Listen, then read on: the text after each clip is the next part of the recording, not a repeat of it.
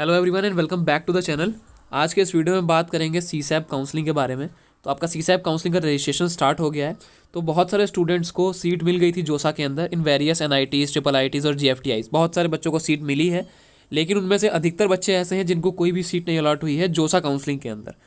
तो ऐसा क्यों हुआ है कि आपको जोसा के अंदर कोई भी सीट क्यों नहीं अलॉट हुई है, और सीसैप काउंसलिंग में आपको कितनी रैंक तक कौन कौन सा कॉलेज मिल सकता है। तो आज के इस वीडियो में पूरा डाउट आपका यहाँ पे क्लियर करने वाले हैं।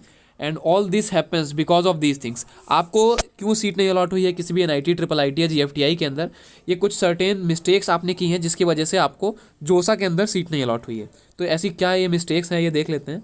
सबसे पहला है no proper analysis of NIT, triple IT and GFTI. आपने सही से एनालिसिस नहीं किया कि आपको कौन कौन सी एनआईटीज, ट्रिपल आईटीज और जीएफटीआईज आपके रैंक पे पॉसिबल हो रहे हैं, आपको कौन कौन से कॉलेजेस मिल सकते हैं। विदाउट प्रॉपर एनालिसिस आपने अपनी चॉइस फिलिंग की, जिसकी वजह से आपको कोई भी कॉलेज नहीं अलॉट हुआ। दूसरी थिंग क्या है कि इनकरेक्ट चॉइस फिलिंग इन जोसा।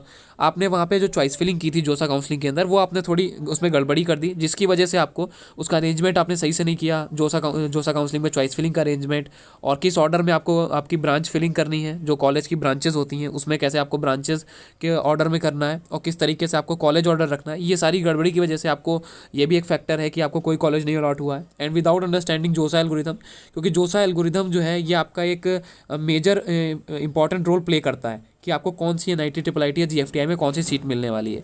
और चौथा, without understanding college and branch scrolling. आपकी जोसा काउंसलिंग के अंदर जो जो जोसा का एल्गोरिथम है उसके अंदर आपका कॉलेज और ब्रांच स्क्रोलिंग किस तरीके से होता है ये आपको पता नहीं था, जिसकी वजह से आपको ये सारी चीज़ें, इन चीज़ों के बारे में ज़्यादा नॉलेज नहीं था और आपने ये सारी चीज़ें फॉलो नहीं करी, जिसकी वजह से आपको कोई भी एनआईटी, ट्रिपल आईटी या जीएफटीआई में कोई भी सीट नहीं अलॉट हुई। तो आपको ये किस तरीके से सही करना है और आपको कितनी रैंक तक कोई भी कॉलेज मिल सकता है, इसके बारे में भी अभी हम आगे डिस्कस करते हैं। तो पूरा वीडियो लास्ट तक जरूर देखें। उससे पहले मैं आपको बताना चाहूँगा अनअकैडमी चैंपियंस लीग के बारे में। तो आप इनका यूसीएल मैथमेटिक्स 6 बजे होता है, आपका नवंबर 18 को कंडक्ट कराया जाएगा। वहाँ पे आप पार्टिसिपेट कर सकते हैं और प्राइजेस जीत सकते हैं। रैंक 1 से 10 वालों को 10,000, रैंक से 11 से 30 वालों को 5,000 एंड रैंक 31 से 50 वालों के लिए 3,000 का प्राइस वर्थ है। तो लिंक डिस्क्रिप्शन में, आप अभी ज्वाइन करिए और जाके फ्री ऑफ कॉस्ट अपने जो अनअकैडमी चैंपियंस लीग है ज्वाइन करिए और वहाँ पर टेस्ट दीजिए। तो यहाँ पे मैं आपको कुछ लाइव मिस्टेक्स दिखाता हूँ जो स्टूडेंट्स और पेरेंट्स ने की जोसा काउंसलिंग के अंदर, जिनकी वजह से उनको कोई भी सीट नहीं अलॉट हुई। तो क्या है ऐसी मिस्टेक? तो सबसे पहली क्या मिस्टेक है? चॉइस फिलिंग की मिस्टेक। तो होता क्या है कि आपके सामने जब जोसा काउंसलिंग का जब आपका डैशबोर्ड ओपन हुआ था, तो आपके सामने 423 ब्रांच ऑप्शन, चॉइस ऑप्शन खुल के आते हैं। तो बच्चे क्या करते हैं कि सारी चॉइस ऑप्शन फिल कर देते हैं, क्योंकि उनको लगता है कि सारे कॉलेज, जब उनके सामने चॉइस ऑप्शन आ रहे हैं तो इसमें से सारे कॉलेजेस भर सकते हैं। तो उन्होंने क्या किया कि 423 में से 423 ऑप्शंस फिल कर दिए, जिसकी वजह से उनको या तो बिल्कुल लोअर कॉलेज अलॉट हो गया या फिर कोई भी कॉलेज नहीं अलॉट हुआ। और दूसरा क्या आता है कि दूसरा ये आपका एग्जांपल है, एक दूसरे बच्चे ने यहाँ पे 55 चॉइसेस फिल की थी, लेकिन ये ऐसे कॉलेजेस थे जो उसके रैंक पे मिल ही नहीं रहे थे। तो इसकी वजह से क्या हुआ, उसको कोई भी कॉलेज नहीं अलॉट हुआ। इस केस में क्या हो रहा था कि 423 ऑप्शन में से जो आपका लोअर से लोअर, जो बिल्कुल लोएस्ट ब्रांच होगी वो बच्चे को अलॉट हो गई।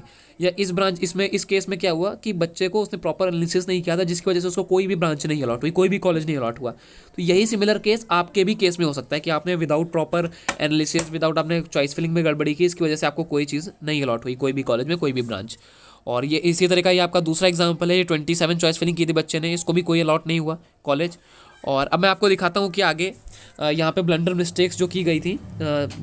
ये मॉक राउंड का है। मैं आपको मॉक राउंड में एक बच्चे ने मिस्टेक की थी, वो मैं आपको दिखा देता हूँ। ये भी कॉमन मिस्टेक है, इस वजह से मैं आपको दिखा रहा हूँ यहाँ पे।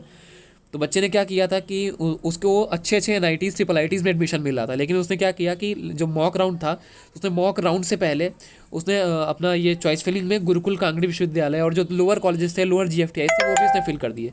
जिसकी वजह से क्या हुआ, जबकि उसको एनआईटीज़, ट्रिपल आईटीज़ और जीएफटीआई, एनआईटीज़ और ट्रिपल आईटीज़ मिल सकते थे, लेकिन उसके बावजूद उसको एक लोअर जीएफटीआई अलॉट हो गया मॉक राउंड में, जबकि उसको एक अच्छे एनआईटी में एक ठीक ठाक ब्रांच मिल सकती थी। तो ये कुछ ब्लंडर मिस्टेक्स हैं जो बच्चों ने की, जिसकी वजह से उनको या तो लोअर कॉलेज बिल्कुल अलॉट हो गया या कोई भी कॉलेज नहीं अलॉट हुआ।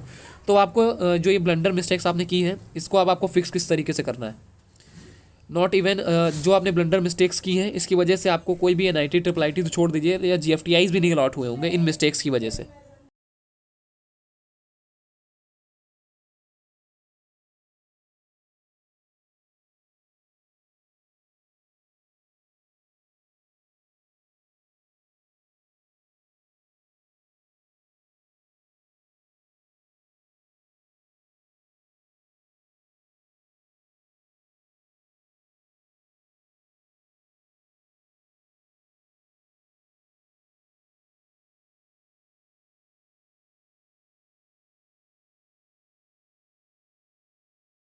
तो अब बात कर लेते हैं कि आपको ये सारी मिस्टेक किस तरीके से फिक्स करनी है, किस तरीके से आपको सही काउंसलिंग करनी है ताकि आपको एक अच्छा NIT IIIT या GFTI अलॉट हो जाए। उससे पहले एक क्वेश्चन है आप सभी के लिए मेरा कि have you done your counselling after following these things. क्या आपने जो अपनी जोसा की काउंसलिंग करी थी उसमें आपने ये चीज़ें कुछ फॉलो की थी? अगर इनमें से आपकी एक भी चीज़ गलत हुई तो आपको कोई भी कॉलेज नहीं अलॉट हुआ होगा। सबसे पहला तो जैसा कि मैंने अभी पीछे आपसे बात करी, JoSAA counselling algorithm according to student seat matrix, सब category seat location, home state seat location, college possibility, ordered choice filling and ordered branch filling. तो ये सारे इंपॉर्टेंट रोल प्ले करते हैं कि आपको कौन से कॉलेज में कौन सी सीट मिलेगी। अगर इनमें से आपका किसी भी अगर आपने गलती कर दी तो आपको कोई भी नई सीट अलॉट होगी। तो if not that's the reason, अगर आपने इनमें से कोई भी चीज़ गलत की है तो यही रीज़न है कि आपको अभी तक कोई भी सीट नहीं अलॉट हुई है जोसा काउंसलिंग के अंदर। तो अब ये समझ लेते हैं कि ये चीज़ें हैं क्या। तो सबसे पहला जोसा काउंसलिंग एल्गोरिदम जो होता है, तो आपकी जो जोसा काउंसलिंग होती है ये या CSAP जो काउंसलिंग होती है ये आपकी टोटली ऑनलाइन होती है। तो इसके अंदर आपका एक एल्गोरिदम होता है जिसके बेसिस पे आपका ऑटोमेटिक सीट अलॉटमेंट होता है, उधर से कोई थर्ड पर्सन नहीं करता है, कंप्यूटराइज बेस्ड सीट एल्गोरिदम होता है आपका। इसके बाद आता है स्टूडेंट सीट मैट्रिक्स। आप जिस भी कॉलेज में जा रहे हैं वहाँ पे उसका सीट मैट्रिक्स क्या है, होम स्टेट का क्या रिलैक्सेशन है वहाँ पे, सब कैटेगरी आपकी जो भी सब कैटेगरी है मेल फीमेल, इसके बेसिस पे आपको कितनी रिलैक्सेशन मिल रही है। इसके बाद आता है आपका होम स्टेट सीट एलोकेशन, आपका जो भी होम स्टेट है उसके अकॉर्डिंग आपको कितना रिलैक्सेशन मिल रहा है। और इसके बाद आता है college possibility, order choice filling, आपके कौन कौन से कॉलेज मिल रहे हैं उसके अकॉर्डिंग आपने चॉइस फिलिंग की है या नहीं की है। ऑर्डर ब्रांच फिलिंग, आपने किस वे में अपनी ब्रांच फिलिंग की है जो कॉलेजेस हैं उनके अंदर। तो इसको सॉल्व करने के लिए हमने बनाया है पेड एक्सपर्ट काउंसलिंग प्रोग्राम, जिसमें आपका जितना भी मैंने आपको पीछे प्रोसेस बताया, ये सारा प्रोसेस हो गया, जो भी मैंने आपको पीछे बताया जो गलतियां की, तो इन सबको जो है आप ये गलतियां ना करें इसके लिए हमने ये बनाया पेड एक्सपर्ट काउंसलिंग प्रोग्राम। इसमें आपका जो एक्सपर्ट है, जो हज़ारों काउंसलिंग कर चुके हैं इससे पहले जोसा की और CSAP की, वो आपकी पूरी काउंसलिंग करते हैं। तो ये कुछ जोसा के रिजल्ट्स मैंने यहाँ पे दिखाए हुए हैं, जिन बच्चों को अच्छे NITs IIITs और GFTI अलॉट हुए हैं, आप देख सकते हैं। तो जिन बच्चों की ज़्यादा अच्छी रैंक थी उनको अच्छे NITs IITs और IIITs मिले। जैसे आप देख सकते हैं NIT सूरतकाल में CS मिली बच्चे को, and IIIT Bhopal, MNIT Allahabad, ऐसे बहुत सारे कॉलेजेस हैं। आप यहाँ पे स्क्रीनशॉट लेके देख सकते हैं अभी ये सारे, और भी काफ़ी सारे हैं। मैं आपको यहाँ पे कुछ यहाँ पे मैंने मेंशन कर दिए हैं आपको दिखाने के लिए। तो अगर आप ये गलतियाँ नहीं करते हैं, अगर आप ये गलतियाँ इन गलतियों से बच जाते हैं तो जाके आपको एक अच्छा कॉलेज अलॉट हो सकता है CSAP काउंसलिंग के अंदर अभी भी। तो इसके लिए आप अगर हमारा पेड काउंसलिंग प्रोग्राम ज्वाइन करना चाहते हैं तो आप इस नंबर पे कॉल कर सकते हैं। हमारा जो पेड एक्सपर्ट काउंसलिंग का चार्जेस है वो 2500 है, 2500 रुपीज़ ओनली, जो कि आपका जो आपने कॉलेज अभी आगे ज्वाइन करने वाले हैं जो, या फिर आपने जो कोचिंग की थी उसका 1% भी नहीं है। तो आप जब आपका टोटली फ्यूचर इसी से बनना है कि आप कितने अच्छे से अच्छे कॉलेज में पहुंच रहे हैं, आपको कौन सी ब्रांच मिल रही है। तो इसके लिए हमने ये बिल्कुल चार्जेस मिनिमम से मिनिमम रखे हैं ताकि हर बच्चा एफर्ड कर पाए इसको। तो अगर आप ज्वाइन करना चाहते हैं तो इस नंबर पे कॉल करिए और अभी आप हमारा पेड काउंसलिंग प्रोग्राम ज्वाइन कर सकते हैं। इसके बाद आपकी पूरी जो काउंसलिंग प्रोसीजर रहेगा वो आपको एक्सपर्ट काउंसलर करेंगे, और आप इस नंबर पे कॉल करेंगे तो आपको गाइड कर दिया जाएगा कि आपको कैसा आगे किस तरीके से प्रोसेस करना है। So the choice is yours, I am leaving it on you. आप ही का पूरा डिसीजन है, अब मैं सारी चीज़ें आपके ऊपर छोड़ रहा हूँ। तो एक बार मैं आपको और दिखा देता हूँ, do your counselling very wisely. यहाँ पे एक बार मैं आपको और दिखाना चाहूँगा 2019 का CSAP का रिजल्ट।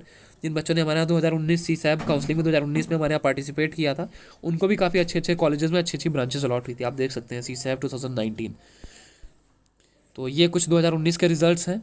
तो अगर आप इंटरेस्टेड हैं तो आप उस नंबर पर कॉल कर सकते हैं और अभी ज्वाइन कर सकते हैं। तो thanks for watching this video, and if you like this video please like the video and share this with your friends.